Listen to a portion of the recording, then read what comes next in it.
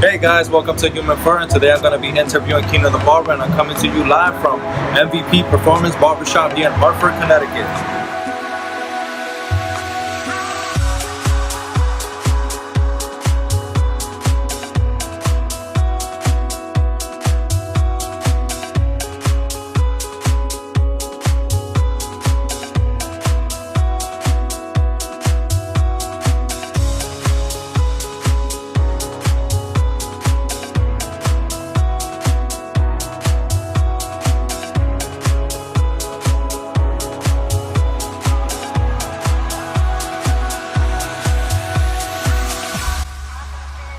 What is your name? My name is Educator. I'm better known as Kino the Barber. Where are you from? I'm from Yabucoa, Puerto Rico, and now I'm here in the United States. What do you like to do on your days off? Well, on my days off, I like to gather my family together and just go for a road trip. But not a long road trip. We just choose anywhere we want to go, and from there we just take the kids, take the family, and have fun. And either we go to a restaurant or any place just to take our family out, because I'm too busy working, so I don't spend enough time with them. But when I do, I go out. That's cool. So as barbers, we like to listen to music in the shop and get us motivated to do haircuts and get the day going. What's your favorite genre of music? Well, I listen to everything, to be honest. But I like to listen to reggaeton, salsa, and sometimes, I don't know, rock, even techno, because you get, like I said, I like different type of music. I'm not picky or just reggaeton or just salsa. I do it all. Awesome. All right, so what's your favorite hairstyle to do? My favorite hairstyle is either the pompadour, or I also like the low fade. I like to do designs. I like the taper blow-ups. But to be honest, the most that I really like is the fade. The fade was the first haircut I did in my life, and from there on I fell in love with it. Yeah, I think us as being Puerto Rican and growing up in Puerto Rico, I think that's the first haircut we achieved is the fade, because it's a big thing out there. It's the first a haircut they give to a kid in Puerto Rico. Why? It lasts longer and it's fast. Yeah. All right, so as barbers, we all have a certain brand that we always favorite to use in our industry and to use while we're doing labor throughout the day. Which is your favorite brand of tools? My brand of tools, if we're talking about clippers, is gonna be Wall. Wall is my main thing to go to. It never gave me problem, and even if they did give me problem, Wall will replace it for free. And it's always on point with everything. Every time I send them an email, text, or anything, they reply right away. I'm not saying nothing bad about the other brands, because I started with Andes, and I like Andes. But I also like to try other things. And Wall came out with cordless clippers, and wow, that was like the best. Yeah, they came out with some awesome. How you feel about the vintage one they're coming out with right now? 1919. I'll be honest, I need to have it. I'm gonna get it.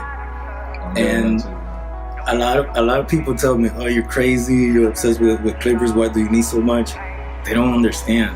A barber will never have enough clippers. I think. I think he's always passionate about his tools. Always. And I don't know. It's just the performance on the machine is the best.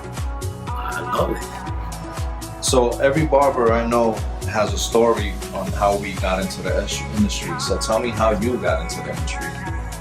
Well, my grandmother, she used to take me to get haircuts in Puerto Rico. But in Puerto Rico, they have barbers. I'm sorry. If you move, they'll hit you. Pop, tate quieto. And I was so tired of that. I was like, you know what? I'm gonna go to a real barbershop. But when I went to a real barbershop, that's when I noticed this is different from what the haircut I was getting.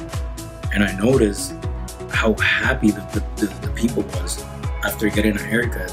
And I'm like, wow, people come in mad, and all of a sudden, just because of a haircut, they automatically go happy. You just made their days. And that really got into me, like how you make somebody happy with just cutting their hair. And from there, I started wanted to know about it.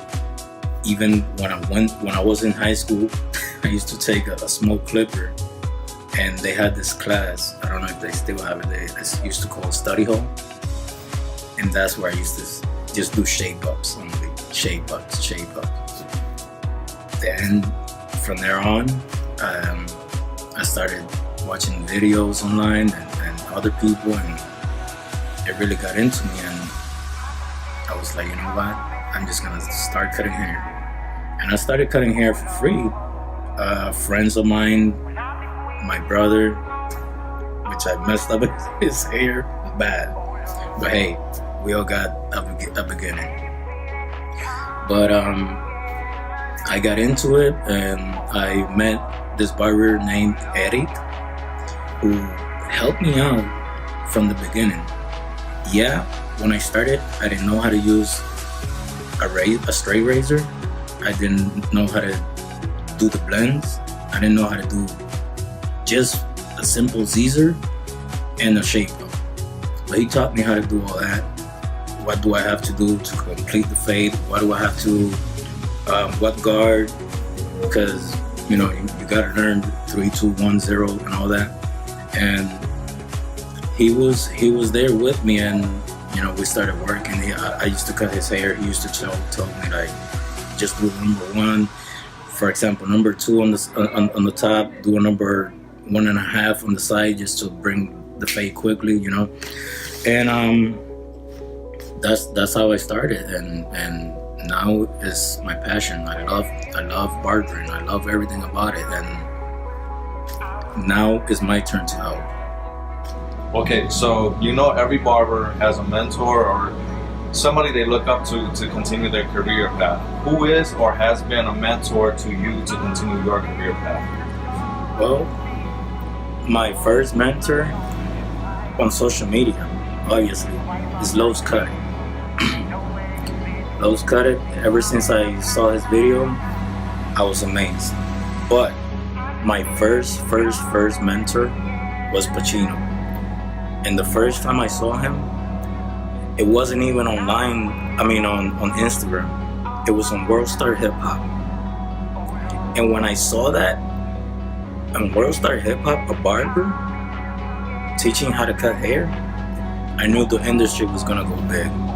So I started following him and even send him emails and everything. Great person, humble. And from there on, I always watched him. Like, everything he do is great. And another person that I really, really, really even enjoy watching every day is Jay Majors from CT. That's the biggest to me right now, and his mentor. He's a great barber right there. Anybody else? Anyone else? Or that's I do have people and other barbers, but there's so much that I follow, and I enjoy watching their like A-Rod, Webster, El Body Barber. It's a team. and I love that. I love that. Even Papito, bless him. I love the chemistry on them. It's always about not only one person, but everybody. And I mean, you gotta follow those people that are really putting in work and showing you how to be together, help each other out, not just one person.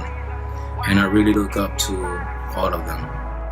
Now, for us barbers working in barbershop, we usually work through appointments, but most of us do accept walk-ins. So what is most important when a client walks into your barbershop? Greet the client. Always greet them. And even if you're having a bad day, don't bring that energy to the shop.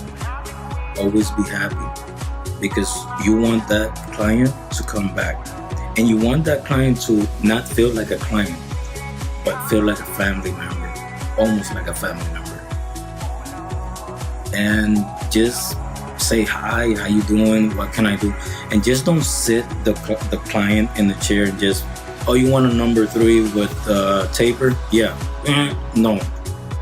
Give them options. Are you sure you want the number 3? It's a little low. This is a different type of clipper, different type of machine. Do you want to do a number 5 first, and then from there we could work the way, work your way down. Just make them feel comfortable. Always smile. Always talk to the person. Don't have your headphones on. Don't just stay quiet. You want to talk to the client, even if it's a new client, and always treat them good. Always, because that's a new client. And you want them to come back. And you want them to come back. All right, so now we want to get to the juicy part. So, what has led you to be successful behind the chair? Well, to be honest, I think is not saying no and always on time before my clients gets here. Some people, even my family, thinks I'm crazy because sometimes I come at 5 in the morning to cut hair, but they don't understand the passion that I have. And I don't consider this, just cutting hair. No, this is my life. This is everything I do is barbering. And like I said, you always gotta be on time. You always gotta say yes. And always take walk-ins or always offer your service out there. It sounds crazy, but you gotta sell yourself, like your service out there. Nobody knows you're a barber unless you say something. And I mean, I try to do my best. I always try to do my best, and I always try to have that client come back. Always. To me, my focus is my client. I don't even care about me. I just want him to be happy and for him to come back and also feel good where he's at. So a lot of us would like to see a lot of things change in the industry. What is one thing you would like to see change in the industry? Barbers to get along with each other. That's one thing. But going back to school, what I would like to see is every stage with the same hours and the same knowledge. Enough knowledge, enough hours, so everybody can understand what's behind barbering. It's not just cutting hair out of a garage. This is something big. And I would like to see that. I would like to see, because right now, if I'm going to Florida, I have to change my hours, which means I will have to take another course. I will have to go back to school. And, just same hours and same standards of every school. For new and upcoming barbers, what are some tips you have for them? Always be on time is the first thing. Never say no. And make sure you love this. Make sure you love cutting hair. Because I've seen a lot of students, they pass the test, they come to a barbershop, but then they realize, wait, this is not for me. You really gotta love this. Yes, it's money in this industry, but only if you work for it. And if if you really be on time and you really love this. It's not just going into the barbershop and be like, oh yeah, today I'm gonna make $1,000 or 100. No, it's not like that. You gotta work your way up. It's just life. But make sure you love this barbering thing, cutting hair and all that. And like I said, always be on time, always be respectful to the walk-ins, and just love what you do. It's gonna take you far. And for the top 10 question, last one for the day. What, as barbers, we experience crazy moments in the barbershop. Is it with clients or just the barbers themselves? What is the most craziest moment ever experienced inside your barbershop? I've been cutting hair for 13 years. If I was to tell you everything I've seen on the barbershop, this will be a comedy show. But I seen cops going raiding the barbershop. I seen people fighting because he thought it was next. I seen moms just going crazy on their kids, and I seen it's like the mall comes to you. You're always gonna get the deals. You're always gonna get everything in the barbershop. But you also got those crazy moments where you either somebody messed up the hair, or even you cutting hair, you messed up the hair, the guy just go crazy on you. And I seen people fighting over a haircut, or who's next, or no, I don't want to like this, or it's just crazy. I seen people just grabbing their own the barber's machine and be like, you don't know how to do nothing, I'll do it myself. Like, wait, what? But it happens. Yeah, it happens. Yeah, it does. A lot of crazy moments in the shops. All right. So we just finished wrapping up with Kino the Barber. I thank him for letting me interview him and being a part of Human Fur. Guys, make sure to tune in to humanfurpro.com. Also using the hashtag Human Fur.